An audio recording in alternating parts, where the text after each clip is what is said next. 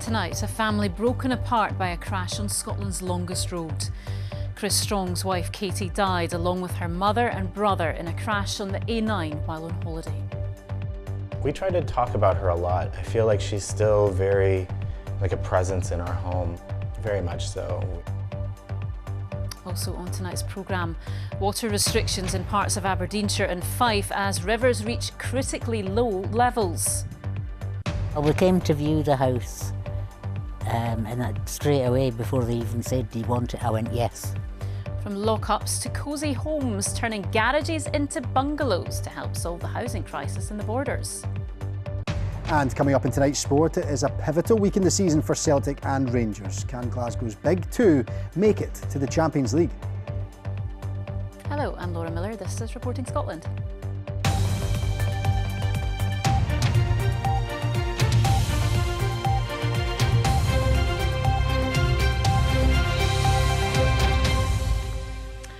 A man from Chicago who lost 3 family members in a collision on the A9 in the Highlands says there should be restrictions on foreign visitors driving on Scotland's roads. Chris Strong lost his wife Katie, his mother-in-law and brother-in-law after the car they were driving made a wrong turn and was hit by a lorry in August 2022. Tonight's Yorpa programme on BBC Alpha has been examining the delays to the dualling of the A9 and how collisions on this road can tear lives apart. Chris has been talking to our reporter, Andrew McKinnon. We try to talk about her a lot. I feel like she's still very like a presence in our home, very much so. A lot of times it'll just mention, like, oh, Mom would have liked this song, or keep her active in our lives in a way as much as we can. Chris's wife Katie, her mother Mary Lou and her brother Jared were all visiting from the US when the car they were driving in was hit by a lorry near Newton Moor on the A9 in August 2022.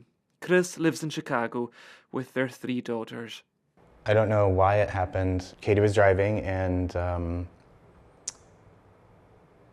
she was going to make a right-hand turn off of A9 and she turned right in front of a lorry. Chris says his wife Katie made a mistake while turning on the road, but he now doesn't think it should be as easy as it is for foreign visitors to drive on Scotland's roads. I don't know why you can take a driver's license from the US and just jump straight into a car in the UK. Your license is just instantly transferable. I personally think there should be restrictions on that also. Police Scotland are actively encouraging people to drive safely, and they especially want to get this message across to visitors. We're here to try and prevent having to make inquiries into someone having been seriously injured in a road traffic collision.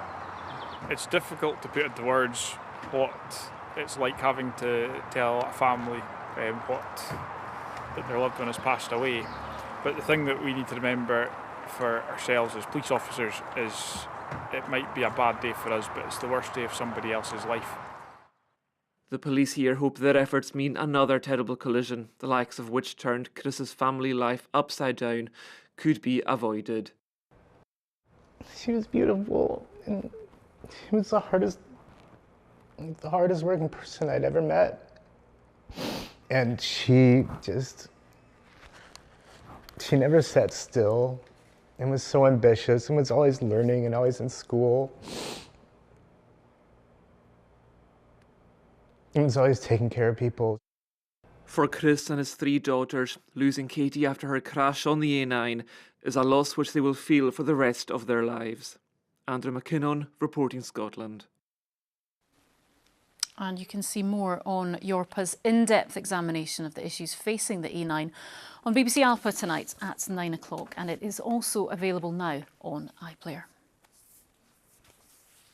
Now, river levels in parts of Aberdeenshire and Fife are at critically low levels, according to Scotland's environmental regulator.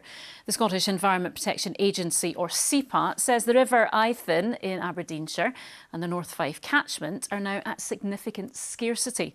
Well, our reporter Louise Hosey is near the River Eithne in Aberdeenshire. Louise, what is SEPA saying about this step then? Well, it's been another dry day today, and just looking along the River Eithin, we've been able to see lots of patchy areas with grass and undergrowth that really highlight its low level. Now, this is one of two catchment areas which is now said by SEPA to be at significant scarcity. The other is North Fife. Now, what this means is that these areas have reached critical levels. That's SEPA's highest level of alert, and that's measured by river flows being very low for 30 days or less. Now, in response, SEPA is imposing these restrictions on farmers and businesses who extract water in affected areas. And SEPA says that this situation is something it's very concerned about. We've had the driest first half of 2025 since 1973. So we're really in a situation, and this is happening more often. Over the last 3 or 4 years, we've been in this situation at least twice. So this is becoming more prevalent with climate change. So it's very worrying, and we're very, very aware of the impact that this has on businesses, in particular in farmers at the time of year when they're wanting to harvest their crops. And Louise, we have known these restrictions were likely after days of warnings about water scarcity. Yes, that's right. This all follows a prolonged period of dry weather, which really has left rivers under considerable pressure. They say that rainfall data shows that every month of 2025 has been drier on average on Scotland's east coast. Now, last week, Scottish Water also said that it was advising people to help them by doing things like taking shorter showers and perhaps using watering cans instead of a hose. We've also heard a response today from the National Farmers Union. They say that such restrictions, they believe, will affect the production of key crops. And of course, experts say that climate change is making the sort of long, dry weather that we've been experiencing this summer more likely. So that's really something that farmers and businesses and other organisations are going to have to take into account and prepare for going forward. Now, these restrictions are expected to come into force in the next couple of days. SEPA say they will be temporary and lifted as soon as conditions allow. But of course, that all depends on what rainfall we see and in which areas. And it's unclear if the forecast this week will significantly improve the situation. SEPA is also warning that these restrictions may apply to other areas in the coming days. OK, Louise in Aberdeenshire, thank you. Families with relatives in a charity-run care home in Edinburgh threatened with closure say they're worried some elderly residents wouldn't survive the stress of being forced to find somewhere else to live. Eagle Lodge is one of two homes in the capital affected by the Salvation Army's decision to withdraw from providing residential care services. The charity says no final decision has been made and insists the care homes will not close until a suitable alternative is found for all the residents. Stephen Gordon reports. At 104, Margaret Ogden is the oldest resident of the Eagle Lodge care home in Edinburgh. What's your name? She's lived there for 14 years. Her family have nothing but good things to say about the care she receives. We can go to sleep at night and not have to worry about who's looking after my mother, because we can't be there 7/24, but we know we can trust the staff of Eagle Lodge and the other residents will get the best possible care. In the summer, Margaret's family say they were shocked to discover that the Salvation Army had begun a consultation on closing Eagle Lodge and Davidson House, the other Edinburgh care home run by the charity. For the Salvation Army, the cost of running care homes for an ageing population with increasingly complex health needs has become too much. The potential closure of Eagle Lodge is part of a wider strategy by the charity to move away from residential care in favour of offering community-based support. It says no final decision has been made yet about either of its Edinburgh homes, but if they do close, that wouldn't happen until all of the residents had been supported to find a suitable new home. There will be some people that will struggle to actually move and may not survive a move. My mum's pretty tough, even at 104, but she is vulnerable, there's no doubt about that. Peter Harris, whose dad Paul moved into Eagle Lodge last year suffering from dementia, is finding the question of what next a difficult one to answer.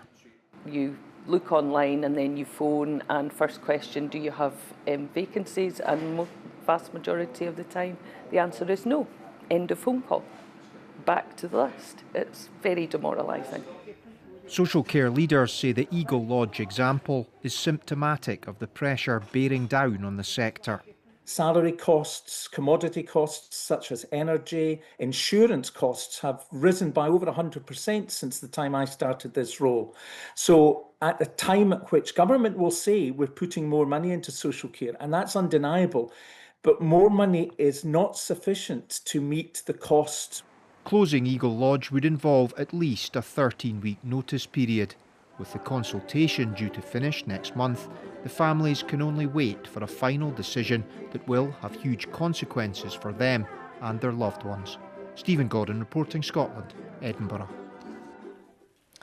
The leader of the Scottish Conservatives says it's understandable that people are protesting outside hotels be used for asylum seekers. Russell Findlay says lawful protest is entirely reasonable. His comments come after hundreds of people attended weekend protests in Perth on the issue. Well, let's get more on this with our political correspondent David Wallace-Lockhart. What did Russell Findlay have to say today then? So there have been a number of protests at hotels in Scotland, including this weekend. Some of those attending have engaged in unacceptable behaviour, such as Nazi salutes. In a Q&A session with journalists today, Russell Findlay defended lawful protests at these hotels. He did say that scenes like we saw in England last year, some of those scenes that crossed the line were completely unacceptable. But when it comes to people going to these hotels and protesting legally, within the law, he is relaxed about that. In doing so, he explained by making reference to an asylum seeker from Afghanistan who was jailed for 9 years in June for raping a 15-year-old girl in Falkirk Town Centre in 2023.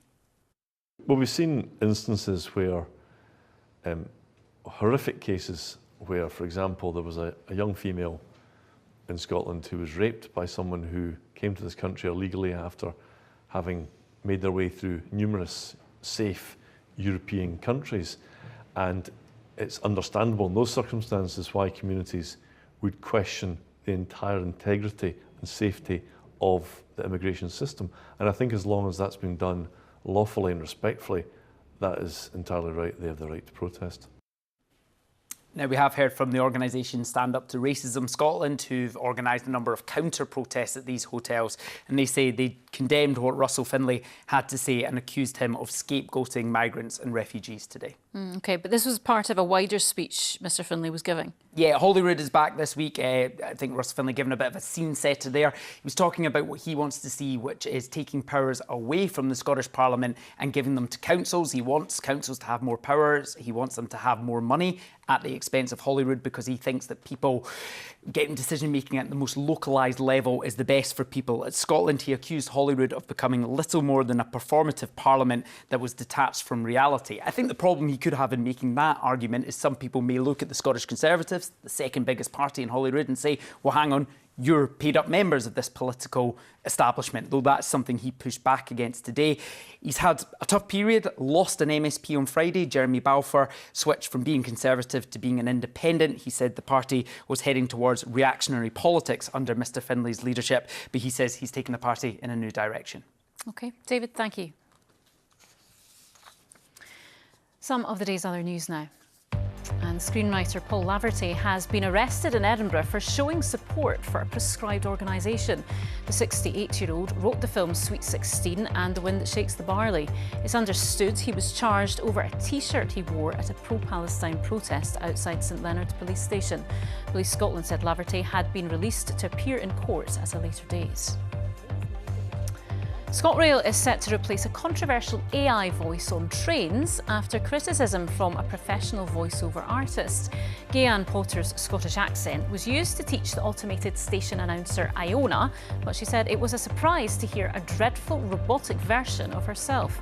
Transport Scotland said the rail operator now intended to introduce an alternative voice as soon as practicable. ScotRail has not confirmed if this will be a human recording or another AI-trained voice. Now, the news at 7 is coming up on the BBC Scotland channel shortly. Fiona Stoker is here to tell us more of what's happening tonight, Fiona. Hi, Laura. Yeah, we're going to be looking at that care home issue. We were hearing there about the possible closure of that care home in Edinburgh. Families really worried that, quite frankly, some of their loved ones might not survive that relocation. We're going to be hearing from the families and someone from the care home sector. Also, you were hearing from David there about the comments from the leader of the Scottish Conservatives about those protests, some of them over the weekend in hotels housing asylum seekers. We're going to be finding out what the polling says about the issue, where the issue is on people's radars, if you like. Some quite fascinating discoveries there. And I can't believe it's over for another year and I didn't manage to go to one single show. The Edinburgh Festival Fringe comes to a close. We're going to be picking out some of the highlights of the world-famous event. All that coming up at 7 o'clock on BBC Scotland channel. To get your requests in quick next year. Next year's plans. Thank you. Now, it's more than a year since a housing emergency was declared in Scotland, with local authorities and social landlords struggling to meet ever-increasing demand for homes. Well, in the Borders, one housing association is turning to unused garages as it aims to cut waiting lists. Recently, the first ever garage-to-home tenants moved in, and David Knox went along to meet them. Come on, in you go, get on. Jeanette Elliott moved into her new bungalow last week. Easy access, all mod cons, solar panels and air source heat pumps. You could say it's her perfect home. First impressions, well, we came to view the house and that straight away, before they even said, do you want it, I went yes. It's, you know, I just said to him it was ideal. They're lovely houses. For me, it's the wet room. It's all one level. You don't have to step over doors, places, you know, and I mean, I can even walk out here and not trip. The housing associations have a really strong development programme. The country's housing crisis isn't confined to built-up areas and cities. Here in the Borders, around 10,000 people are on social housing waiting lists. We're seeing double the amount of bids on properties when they do become available, and obviously our homelessness service is under quite a lot of pressure as well. But I think what that highlights is the importance of having really effective strategies in place. So we don't only address homelessness and prevent it, but we're able to offer those long-term, sustainable, stable housing options that people so desperately need. One of those solutions has come in the unlikeliest of places. Finding suitable land for building is a problem faced by many housing associations. Another is what to do with blocks of unsightly, mostly empty garages. Here in Jedburgh, they've found a solution for both. Scottish Borders Housing Association have just completed 7 homes from garages in Jedburgh. A further 6 will be ready next month in Hawick. They are really lovely homes. We wanted somewhere for people who maybe were struggling with the home they were living in to find a really safe, comfortable place to live. They're really well designed. They're all about ageing well as well, so they work for older people and they work for anyone who needs a place that's more accessible for them. It used to be a rusty old garage, but for Jeanette, there's no place like home. David Knox, reporting Scotland, Jedburgh. OK, let's get tonight's sport now with Lewis, and a big week for Celtic and Rangers. Absolutely, another huge week of European football. Wasn't quite what we were hoping for last week, was it, for Scottish teams? But a lot in the line this week. Let's see. Thanks very much, Laura. Hello there. Yes, the Celtic manager Brendan Rodgers has told his players to forget about a fear of failing as they bid to overcome Kairat Almaty in a tricky Champions League playoff to reach the next phase of the competition. The Premiership champions, who take a 0-0 draw into the second leg, have made the lengthy trip to Kazakhstan. So too has our reporter Brian McLaughlin. Yes, good evening from Central Stadium here in Almaty, where Celtic's fate in this year's Champions League will be decided tomorrow night. At the moment, the sun is just about to set, but the searing temperatures here in Almaty have been around mid-30s this afternoon. The Celtic squad will train here later this evening before the game tomorrow night. We've been hearing from Brendan Rodgers about what's going to be required, and he's told us earlier on absolutely no excuses are required for Celtic and what's at stake tomorrow night. Every player, every coach, manager wants to work at the highest level of club football, and for us that is the Champions League. So I think for me it's more based around it, don't worry about failing, worrying about performance, because if you think so much of the consequence, then it can paralyse you. You know, and that's not something we want to do. We have to play our game, play the football that we've played in a lot of the league games this year, and if we can take that into the game, then we've got a fantastic chance of qualification. Adam Ida, who missed the weekend home victory against Livingston, has travelled and is in contention for a starting place. 23,000 will be inside the stadium, including 200 or 300 who've made the long journey from Glasgow. This match a complete sellout, indeed sold out in just over an hour. Such is the enormity for this game. The match is live on BBC Radio Scotland and BBC Sounds. Kick-off here in Almaty is at 5:45 tomorrow night. That was Brian McLaughlin in Kazakhstan. Well, it is a big week for Rangers too, following another league draw that wasn't helped by striker Hamza Igaman apparently refusing to come on as a substitute during the Ibrox side's match with St Mirren. Igaman was seen warming up midway through the second half, but head coach Russell Martin said the Moroccan told him he was injured when he tried to bring him on. The Saints took a first half lead through Jonah Ayunga before Finlay Curtis levelled after the break. That is 3 straight draws for Rangers to open their Premiership campaign. They're in Bruges on Wednesday before hosting Celtic on Sunday. It's also not like the end of the world. 8 weeks in, you usually have 2 or 3 games played by now. We've been 8 weeks and had so many games, we've gone straight into the fire of European games and stuff like that. So I'm under no illusion. The window needs to shut. Everyone needs to be all in when that happens. Everyone needs to be all in for the next 2 games before it happens. And we can make things feel very different next week. Well, our sports news correspondent Chris McLaughlin is with me now. And Chris, we just heard from Russell Martin there. We'll start with Rangers. It's been a difficult start to the season. Yeah, the season's not even a month old, Lewis. Already discontent at both Celtic and Rangers. But you're right, let's start with Rangers first, because it's been 3 league games and 3 draws. I remember saying to you, Lewis, here when Russell Martin was unveiled, he had to hit the ground running because the Rangers fans in the main didn't really fancy the appointment. He has obviously struggled, and with big games coming up against Bruges and Celtic, the pressure on him is absolutely intensifying. Meanwhile, at Celtic as well, there's a bit of discontent and obviously huge pressure on the game tomorrow night. Yeah, Celtic, different problems for different reasons. They're flying in the league, of course, 3 wins out of 3, but there's discontent about the lack of transfer activity. That's led to a chance of sack the board at Celtic Park for the first time in decades. Brendan Rodgers has even mentioned that as well. Remember, Lewis, this is a team or a club that has won 13 of the last 14 league titles. The expectations at Celtic Park are sky high. We heard Brian talking about that game in Kazakhstan tomorrow night. The difference is Rangers fans would like Champions League football. The Celtic fans expect it. They certainly do. An interesting week ahead. Chris, thank you for your analysis. Now we're going to move to the national team now, because Steve Clarke has named his squad for next month's World Cup qualifiers as Scotland launch their bid to reach next year's tournament hosted in the USA, Canada and Mexico. And here is the 25-man squad, selected for 2 difficult opening matches away from home against Denmark and Belarus. Some names to point out for you. Defender Aaron Hickey here is back after nearly 2 years of injury struggles. Grant Hanley, now of Hibs, is joined alongside club teammate Kieran Bowie there, one of 4 strikers in the squad. And I know you might be trying to count it, but of the 8 midfielders there, 4 of them are plying their trade in Italy's Serie A. So how does the head coach feel heading into such important games? We want to be in the major tournaments. We've spoken about it. We don't want to wait. Since 1998, since the last World Cup, that's a long time. I think it's probably too long, so hopefully this time we can put it right. You live on pressure in this game. If you don't thrive on the pressure, you're probably better hanging up your boots, or in my case, my whistle and my stopwatch. It's something that comes with the territory.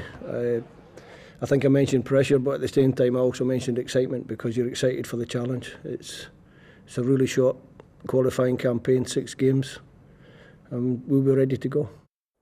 Finally to tennis, and Cameron Norrie is through to the second round of the US Open after his opponent Sebastian Korda retired with injury, with the Brit 2 sets ahead. Norrie led 7-5, 6-4 when his American opponent shook hands, unable to continue. Jacob Fernley opens his campaign at the final major of the year tomorrow against Spain's Roberto Bautista Agut. And that is the sport for tonight, Laura. Yeah, not the way you would have wanted to go through, but through nonetheless. Take okay. it. Thank you, Cheers, Liz. Laura. Okay, now after more than 3 weeks of comedy, cabaret, music and mayhem, the Edinburgh Festival Fringe is coming to a close today.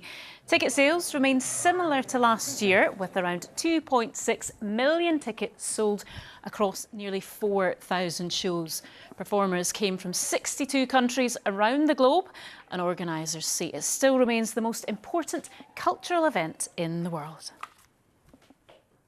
And now Christopher has the weather. It's not been bad for the Fringe this year, has it? Apart from that storm Flores at the start. Yeah, apart from that. Yeah. But yes, you're right. So dry and really quite warm at times. Today was no difference. Lots of sunshine across the country, actually. Very warm indeed. Thank you, Laura. Good evening to you. Yes, it has been a very warm, sunny day across much of the country, but the rest of the week a good bit cooler and also a good bit wetter. This is what we saw today in terms of temperatures. The left-hand column there, mid to high 20s. The right-hand column tomorrow, several degrees down. Now, this is what's happening through the course of this week. We've got low pressure out towards the west. It's what's left of Hurricane Erin. Not a hurricane for us, but it will bring some rather unsettled weather and certainly some rain. This evening, some evening sunshine, but you can see this band of rain in the west. That'll work its way eastwards as we head overnight, and it will be quite a close, muggy feel at times. Temperatures at their lowest, 14 or 15 Celsius. First thing tomorrow, we still have the overnight rain in the east. That clears away, and then we're left with bright spells and fairly frequent showers developing into the afternoon. 1 or 2 with the odd rumble of thunder at times too. Breezy on the west coast, and it will be several degrees cooler than today, but still not too bad. 19 to 21 Celsius. Catch one of those showers though could well be on the heavy side with the odd rumble of thunder. A little more in the way of breeze through the Minches there, and certainly a little more cloud across Shetland as well. 16 Celsius there in Lerwick as the afternoon high. Tomorrow evening and tomorrow night, some spells of evening sunshine, those showers still with us. That takes us to midweek, and that area of low pressure is still with us, sending weather fronts our way, sending us some outbreaks of rain, but perhaps not quite where we need it, to be honest with you. You can see then on Wednesday that wet weather working in towards the west and southwest, pretty heavy if you're underneath that with the odd rumble of thunder, but it's slow moving. So the further north and east that you are, staying largely dry. Temperatures around about the high teens, maybe 20 degrees. And then for the end of the week through Thursday and Friday, that low pressure is filling, but it's going to remain rather unsettled with some showers or longer spells of rain at times, the odd rumble of thunder, and certainly a fresher feel compared with what we've seen today. That's the forecast for now.